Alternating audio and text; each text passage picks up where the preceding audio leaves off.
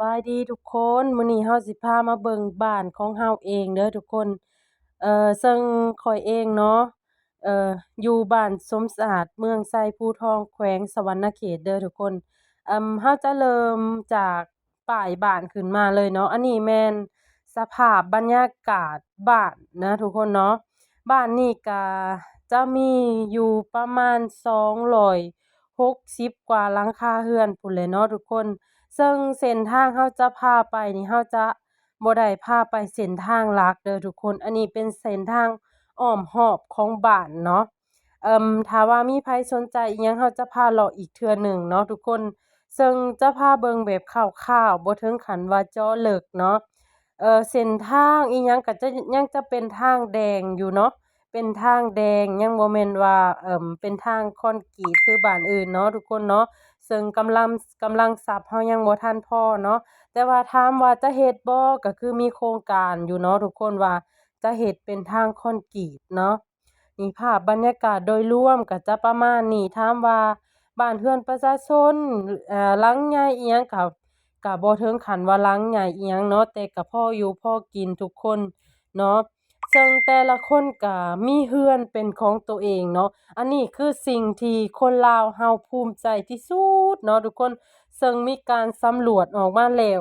ว่าคนลาวเรา95%จะมีบ้านเรือนเป็นของตัวเองเนาะอันนี้คือความภูมิใจของความเป็นลาวเนาะทุกคนสิหลังน้อยหลังใหญ่ก็คือเรือนของเราเองเนาะเราอยู่ด้วยความภาคภูมิใจทุกคนนี่จะเป็นภาพบรรยากาศโดยรวมเนาะทุกคนเนาะ บ้านของข้อยก็จะประมาณนี้แหละทุกคนเนาะเออนี่จะประมาณนี้เด้อทุกคนเด้อนี่เนาะเส้นทางอิหยังก็เป็นเส้นทางแดงเนาะทุกคนเนาะซึ่งยามนี้ก็จะลำบากแหน่หน่อยหนึ่งถ้าว่าขับรถไวอิหยังก็จะมีขี้ฝุ่นอิหยังแต่เราก็โทษไผบ่ได้เนาะทุกคนเนาะนี่เราก็อยู่มาจนสิครึ่งของชีวิตก็ยังบ่มีไผนั่นเนาะนี่เด้ทุกคนเนาะในภาพบรรยากาศโดยรวมเด้อทุกคนเด้อ จะประมาณนี้เนาะซึ่งไผอยากให้ไปรีวิวบ้านใดหรือว่าอยากเห็นบ้านใด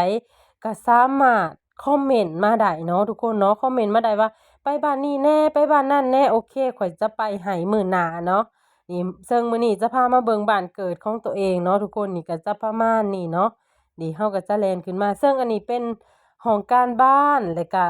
วัดเนาะทุกคนเนาะทางแยกขึ้นไปนี่ก็จะเป็นโรงเรียนประถมเนาะ นี่ก็จะประมาณนี้ทุกคน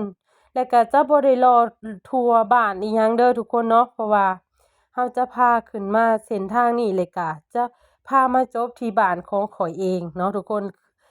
เรือนของข้อยเองเนาะถ้าว่าไผสนใจอิหยังก็สามารถคอมเมนต์มาได้เด้อทุกคนหรือว่าอยากติชมในการเฮ็ดคลิปอิหยังก็สามารถติชมเข้ามาได้เนาะเออ